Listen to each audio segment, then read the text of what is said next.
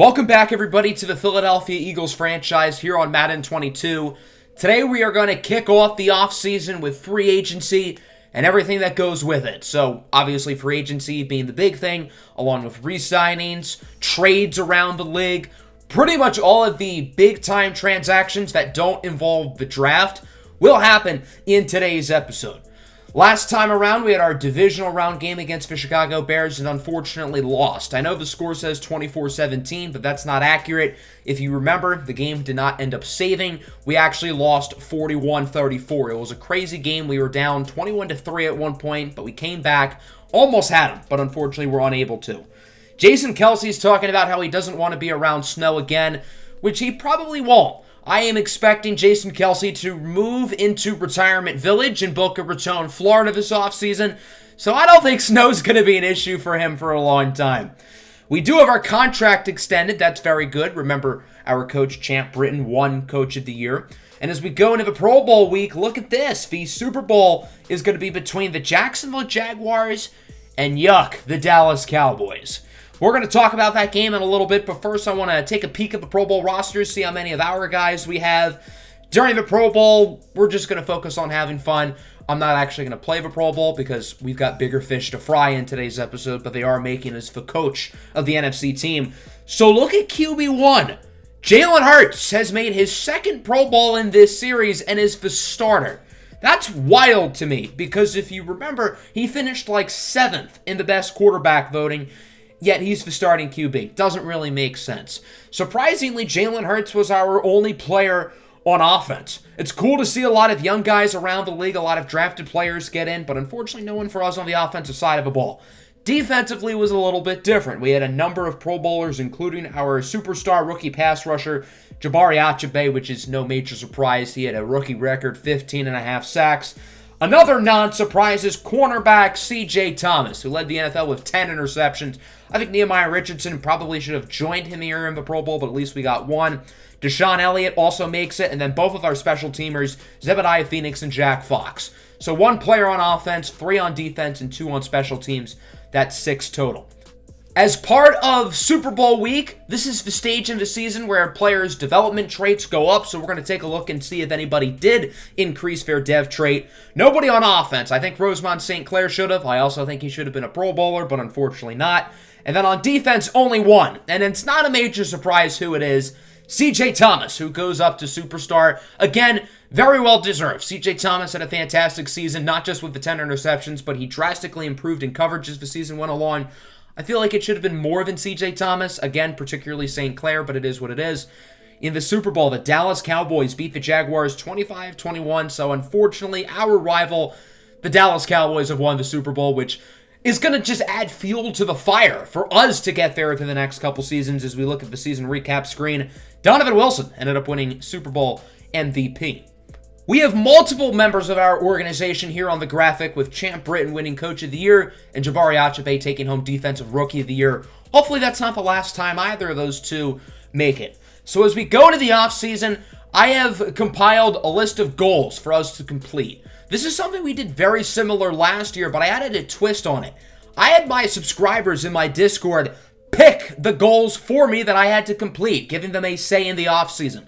If you would like to pick our goals for future off-seasons, make sure to join the Discord. Link is in the description. With the Seattle Sonics series nearing the off-season, I'm going to do something similarly. So if you'd like to partake in that, again, you may. But these are the 4 goals that we have come up with. Pretty much, I combined a lot of people's ideas and turned it into these. Number 1. Address the quarterback situation efficiently. We need to have our franchise quarterback on the roster, whether that's Jalen Hurts or somebody else.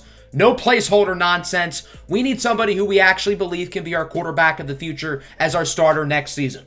Number 2, make sure the offensive line remains competent. With Jason Kelce, Brandon Brooks, and Lane Johnson all possibly retiring, or likely a mixture of those 3 going, we need to make sure that the offensive line can stay good, and we need to make moves, whether that's in free agency or the draft or whatnot, to make sure our offensive line is still very solid.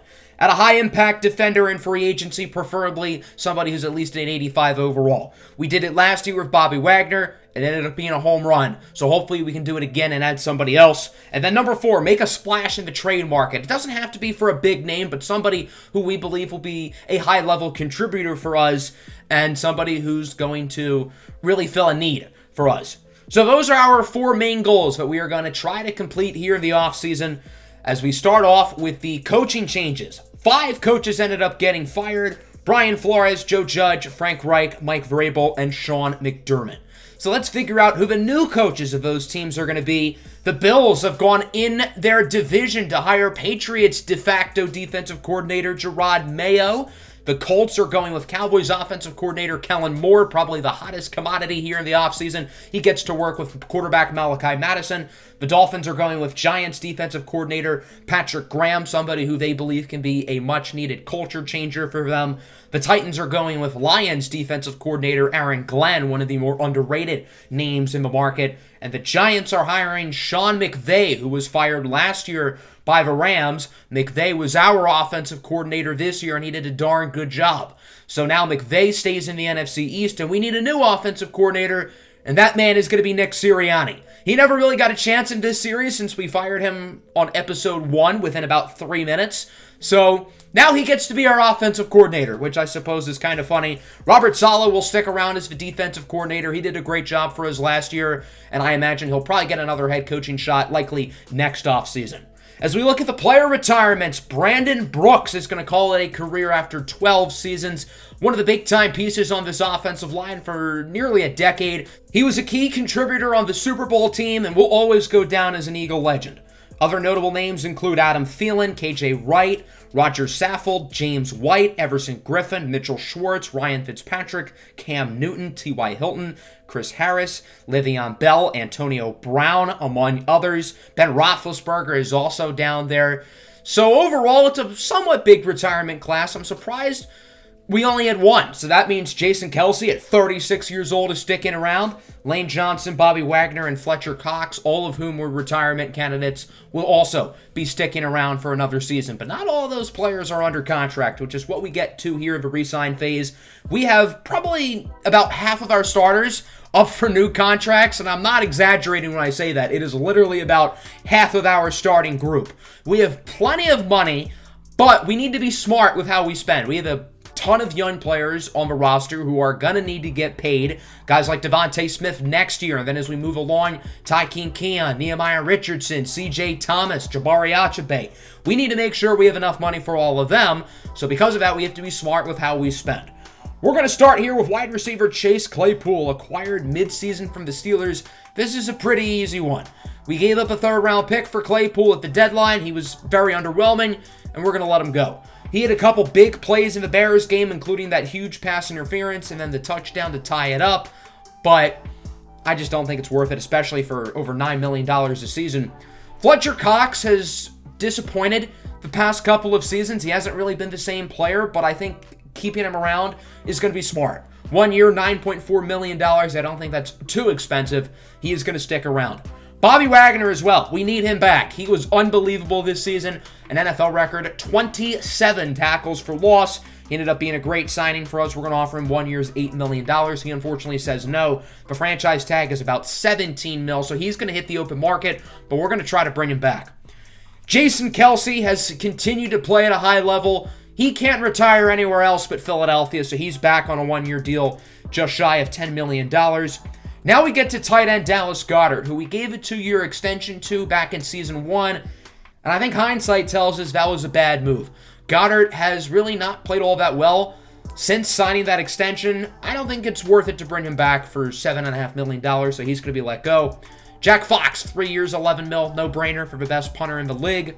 Now we get to Josh Sweat, another player who we extended back in the first offseason on a 2-year contract. He wants 3 years, $40 million. And I think he's a good player, but he just doesn't stay on the field enough. It seems like he's always getting nagging injuries. He gets something new every week, and he's missed multiple games in each of the past 2 seasons. I don't think we should bring him back for that price, so he will be let go. Terrell Burgess is an interesting one. 5 years, about $23 million. That's a bargain. But I'm going to let him hit the open market. We have a ton of talent in the secondary. I'm probably going to look to bring him back in free agency, but I'm not going to re-sign him now. With Josh Uche and Akeem Davis-Gaither, I think it'd be smart to only bring back one of them. Davis-Gaither wants 4 years, about $30 million. He's more of the coverage linebacker who can make plays in the backfield. And then Josh Uche wants 4 years, 27. So about $1 million less per season. He's more of a pass rusher, hybrid type linebacker, very versatile. I like both of these players. However, I think bringing back Josh Uche makes more sense. He's cheaper, he's younger, and even though he has a lesser development trade, I honestly think he's a little bit better. So we're going to offer him the contract he's asking for, 4 years, $27 million. He is back. So with Uche re-signing, but Josh Sweat and now Akeem Davis-Gaither gone, Uche is going to have a very big role for our defense next year as we get to quarterback Jalen Hurts, who was asking throughout the season for a 4-year deal for $48 million. Now he wants 3 years for $48 million, so he's a little bit more expensive. I have gone back and forth on this one for a while. Jalen Hurts has done positive things in each of the first 3 seasons of this series. In year 1, he was a Pro Bowler. Year 2, development trade increase. Year 3, Pro Bowl starter, and he won his first playoff game. But the question I keep coming back to, is he a Super Bowl winning quarterback? Can he be the guy who leads us to a Super Bowl? And I think the answer to the question is no. I think Jalen Hurts is a good player. I think for $16 million, it's a really fair contract. However, I don't think with him, our roster can reach its maximum potential. So because of that, we're going to let him go. The Jalen Hurts era in Philadelphia is no more as we re-sign Joe Manning to a 1-year contract. So Manning, Uche, Fox, Kelsey, and Cox have all been brought back on mostly short-term deals. That means everybody else is going to be let go. We're going to try to bring back Bobby Wagner in the open market. I'm going to try to bring back Terrell Burgess, but everybody else here, including starting quarterback Jalen Hurts, are all likely gone. So now the Eagles are officially in the quarterback market, whether that's through free agency, trade, or the draft. It's a pretty good free agency class. Guys like Tyron Smith, Stephon Gilmore, Kendall Fuller, and Cooper Kupp headline the big names in this class. We have $138 million. That's a lot of money. So now it's time to get to spending. With losing probably a good 5 or 6 starters, it would be foolish to not use this money to get our team better. So let's try to figure out some players who could be good fits for our roster and our organization. There are a lot of big names here who I'm intrigued by and am prepared to offer, but priority number 1 has to be bringing back Bobby Wagner, who was such an important part to the defense last year. The asking price for him is 1 year, about $7.5. We're going to go up to $11.5 million. I cannot afford to let him go. On the offensive line, it's time to bring out the Brinks truck. Jedrick Wills Jr. of the Cleveland Browns pops out at me. Wills is a guy who's really good. 86 overall. He's only 25 years old. I'm going to offer him a 5-year deal for $100 million. That's right. We are giving him triple figures. I know that's a lot for an offensive lineman, but I think he's one of the premier players at the position, and we have money to burn, so I'm okay with spending that. When I was offering Bobby Wagner, a name who popped out at me was Isaiah Simmons of the Arizona Cardinals. Simmons would be a super fun player to use on the defense. He can play sub-linebacker, slot corner, safety. With attempting to sign him to a 4-year, $52 million deal, this likely means Terrell Burgess will not be brought back. Isaiah Simmons is going to play a similar role, but probably in the box more. So those are probably our big offers, but there are still some other players in free agency who I would like to add. We need some defensive tackle depth alongside Fletcher Cox, so I'm going to offer Tim Settle a 1-year deal. Settle comes from our division rival, the Washington football team. He's a very good run stopper, probably will play in early down situations. So 1 year, $6.5 million. I know that looks like a lot for somebody who's going to be on the field like 30% of the time, but again, we have plenty of money. I want a reliable kick returner, so we're going to offer Andy Isabella of the Arizona Cardinals a 1-year contract. He won multiple seasons, but I just need him to kick return, not play receiver. A guy who I was a big fan of coming out of college is Miami Dolphins nickel corner Noah Igbenogany. And although I have been wrong about Igbenogany so far, I think he'd be a nice fit here, so we're going to offer him a 3-year deal for about $12 million. We're sitting at $66 million left, but I think these are all the players I'm going to go after. Wills, Simmons, and Wagner are the big ones, along with Settle and Igbenogany. There are a couple of other depth guys I'm going after, including C.J. Ham, Dante Fowler, D.J. Warnham, obviously Andy Isabella, Adrian Thibble, a third-rounder picked last year by the Seahawks, who they just outright cut, and tight end Zach Ertz as well. A late addition to the free agency class is quarterback Tua Tagovailoa of the Dolphins. And then Jalen Hurts is in here as well. He is currently getting 2 bids from the Panthers and the Rams, which look to be neck and neck. Keep in mind the Rams have the number 1 overall pick. Carolina, meanwhile, made the playoffs last year. As we sim the first stage of free agency, we would end up getting pretty much everybody. Most notably, Bobby Wagner, Isaiah Simmons, and Jedrick Wills, along with Igbenogany, Settle, Ham, Warnham, Tybalt, Fowler, and Ertz. So this is everybody except for Andy Isabella. Wow. What a start here to free agency for our Eagles, getting 2 huge names with Jedrick Wills and Isaiah Simmons. So we have already improved the offensive line, which was part of our goals. And then we added a splash on defense, another one of our goals, as Andy Isabella accepts our deal during the next stage. This is where we would assign private workouts. I'm not going to show that today because next episode will be the draft preview. But before we get to the next episode, which will be in a couple of days, we still got some more stuff to cover today. I thought I would just throw that little plug in there. So we didn't offer anybody else, so we're not going to have anybody sign with us here in this stage. So now that we have made it to the end of free agency, this is where we have the free agency recap. But before we do that, it's time to open up the trade market, not just for us, but for other teams around the league. Obviously, quarterback is a big hole. The only one on our roster is Maddox Gillard. But what about the tight end position? We didn't re-sign Dallas Goedert. We did not add anybody in free agency. I thought about Tyler Higbee, but I decided not to. So we kind of have a hole at tight end. There are a couple of names who intrigue me, including Santiago Cunningham, a second-rounder last year of the Lions, who is a backup for T.J. Hawkinson. I don't know how much they need him. Dozier Baxby of the Rams. He's like 6'8", super intriguing athletic player, and he's only 23 years old. Tommy Taco, a late rounder last year of the Falcons. I think he would cost a little bit to get because he does have superstar development, but he could be interesting. Jackson Faxon of the New York Jets, pretty athletic, another guy who I think would be a nice fit with our team. A ton of young tight ends here around the league who I like. Another one is C.J. Houshmandzadeh of the Miami Dolphins. I don't really think they need him either with Mike Gesicki. Of all of these names, I think the one who would make the most sense would be Dozier Baxby of the Rams. I think he's super talented. I don't think he would cost a ton for us to get. So we're going to offer them Evan Williams and a 7th-round pick. Williams was an undrafted free agent a couple of years ago. He's a decent rotation player, but I just don't really think we need him with the signings of Tim Settle and DJ Warnham.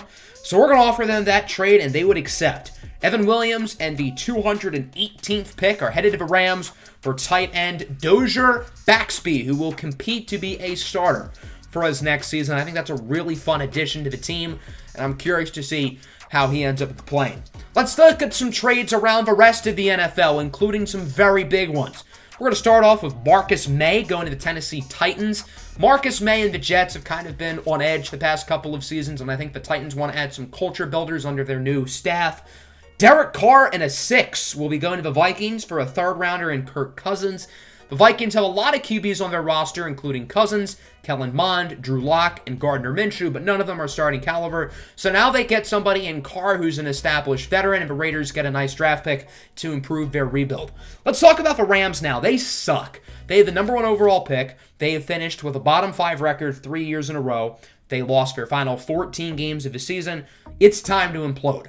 Aaron Donald and Jalen Ramsey have been stuck in hell for the past 3 seasons, and it's time for them to go somewhere where they can win. Aaron Donald at 33 years old is still really good, and I think 2 first-rounders for a 33-year-old is a lot to give, but it's Aaron Donald. The Bears are very close to contending, so I think it's a fair trade. So now the Bears add Aaron Donald, and Jalen Ramsey, meanwhile, is headed to the Baltimore Ravens for a 1st and a 3rd. I think some people might question why Ramsey isn't as expensive as Aaron Donald. Jalen Ramsey doesn't play as premier of a position, although corner is super important, not to take anything away from that. But I think defensive line has slightly more value, and it's Aaron Donald. Even though he's 33 years old, he's still very good.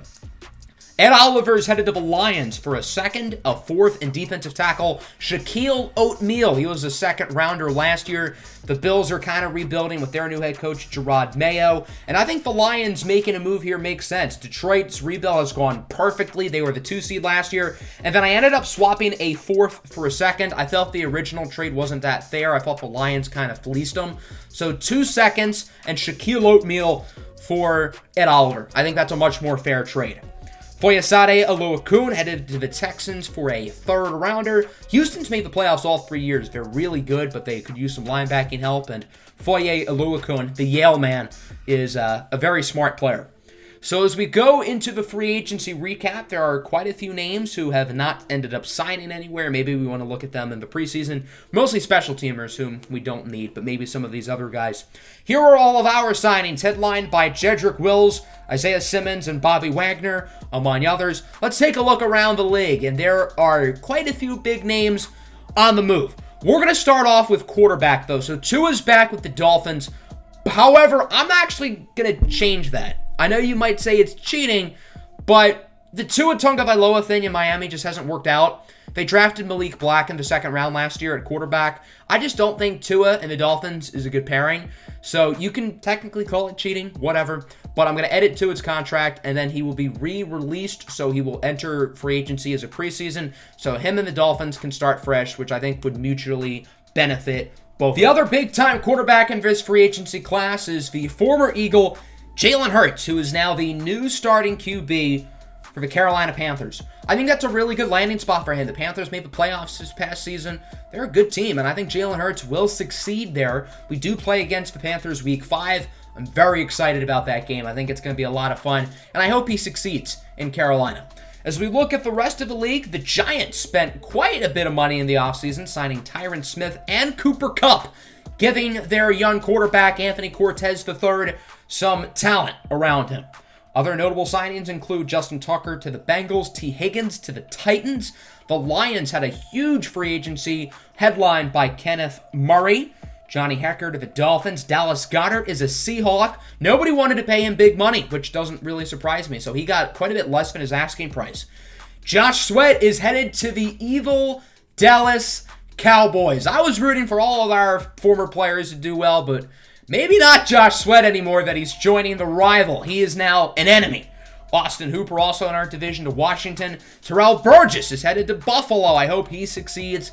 The Bills are an interesting landing spot for him. He's certainly going to get an opportunity there to be a leader for that organization. Marcus Peters to the Lions. Kyle Duggar to Dallas. And then the Lions also went out and signed Chase Claypool, one of our former guys. So Claypool is now going to be catching passes from Jakari Johnson in the Motor City. That's a pretty interesting landing spot. I'm curious to see how that ends up as we continue to scroll forward now. Javon Hargrave back to the Steelers, a former Eagle. Akeem Davis-Gaither signs with the New Orleans Saints, getting his $30 million a year that he asked for. I think, if I remember correctly, Davis-Gaither played really well when we played against the Saints this year, so I guess they liked what they saw. Andrew Thomas to the Rams, CJ Henderson to the Steelers. Will Fuller back with the Dolphins. I think they cut him and signed him, so that's weird. The Miami Dolphins continue to be a very weird team this offseason. Obviously, we scrolled by Jalen Hurts. He is a Panther. So there you go. That's going to conclude today's episode. We've gone through re-signings, free agency, and trades. Next episode will be the draft preview, where we take another look at the draft class, talk about some players we could look to acquire, particularly at the quarterback position, along with mock drafts from Madden and me. And then the following episode will be the actual NFL draft itself. So hope you guys are excited for the next couple of episodes as we go through the draft. I think the draft preview will be on Friday, and the draft itself will be premiered on Sunday, which should be pretty fun. So hope everybody enjoyed. Make sure to hit the like button. Make sure to subscribe to the channel if you are new. Peace out.